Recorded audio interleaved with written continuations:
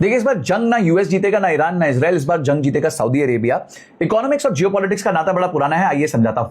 देखिए, दुबई में फरवरी 28 से लेकर अभी तक बहुत कुछ हो चुका है। बहुत सारी फ्लाइट्स कैंसिल हुई, 300 से ज्यादा बैलिस्टिक मिसाइल्स, ड्रोन्स, यूएई के एयर डिफेंस ने सब कुछ रोक लिया, पर अपनी सेफ बिजनेस हब वाली इमेज को अब वो नहीं रोक पा रहा है। और आपको पता है ईरान ने सऊदी अरेबिया को डायरेक्टली अटैक क्यों नहीं किया है? क्योंकि सितंबर 2025 में सऊदी ने पाकिस्तान के साथ एक डिफेंस एग्रीमेंट साइन किया था, जहां पाकिस्तान या सऊदी पे अटैक है, एक दूसरे पे अटैक माना जाएगा। और अगर पाकिस्तान आता है तो उसके पास न्यूक्लियर और नेवी दोनों है। इसीलिए ईरान जो है बहुत कैलकुलेटेड चल रहा है, और रियाद ने ये पहले ही समझ लिया था पैक करने से पहले। अब जब दुबई के वे ड्रोन गिर रहे हैं, सऊदी का विजन 2030 ठीक चल रहा है, उनके सारे प्रोजेक्ट्स, नियोम, रेड सी प्रोजेक्ट, किदिया एंटरटेनमेंट सिटी, पूरा $1.3 ट्रिलियन का कमिटेड कैपिटल जो है अभी भी वहां पे लगा हुआ है। 2034 में फीफा का वर्ल्ड कप भी सऊदी में होगा, स्टेडियम बन रहा है, होटल्स बन रहे हैं, सब कुछ बन रहा है, कुछ भी नहीं रुका है। पर अब असली गेम जो है वो क्रूड नहीं रही, अब असली गेम हो गई है फर्टिलाइजर।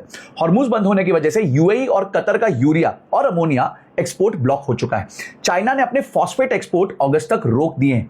न्यू ऑरलियंस के इंटरनेशनल कमोडिटी मार्केट में यूरिया का रेट $683 पर टन पहुंच चुका है, जो कुछ समय पहले तक मात्र $550 था। यूनाइटेड नेशंस की food agency, food and agricultural organization ने यह प्रोजेक्ट किया है कि 10 से 20 करोड़ लोग दुनिया में एक्यूट हंगर रिस्क पे आ चुके हैं। सऊदी अरेबिया के पास मदीन है, दुनिया का सबसे बड़ा फॉस्फेट प्रोड्यूसर्स में से एक। ओवरलैंड रूट्स भी अवेलेबल है, रेड सी से एक्सपोर्ट हो सकता है। सऊदी जो है एक मात्र major non disrupted nutrient supply route बन चुका है।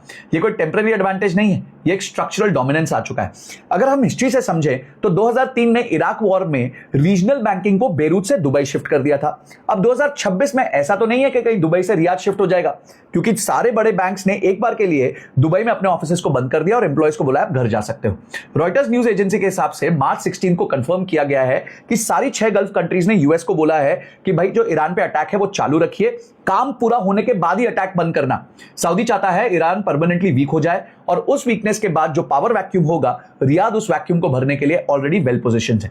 तो मजेदार बात देखिए, बॉम्ब्स गिरे ईरान पे, ड्रोन गिरे दुबई पे, और पैसा उठ के जा रहा है रियाद। और वो जो फर्टिलाइजर वाला लेवरेज है वो अगले डेकेड में सऊदी के लिए बहुत बड़ा पावर प्ले बन सकता है, क्योंकि दुनिया भर में प्लांटिंग सीजन सिर्फ 4 हफ्ते में क्लोज हो जाता है।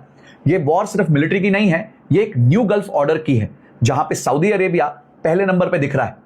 और जंग के बारे में एक मजेदार बात कही जाती है, जो जनरली जंग लड़ते नहीं है ना, वही अक्सर जंग जीत जाते हैं। अगर आप चाहते हो कि मैं फर्टिलाइजर का इंपैक्ट इंडियन स्टॉक पे, इक्विटी पे क्या होगा, उस पर डिटेल वीडियो बनाऊं, तो कमेंट सेक्शन में फर्टिलाइजर लिख दीजिए और चैनल को फॉलो कर लीजिए, और इस वीडियो को दोस्तों के साथ शेयर कर दीजिए ताकि उनको भी जियोपॉलिटिक्स का असली रंग समझ आ जाए।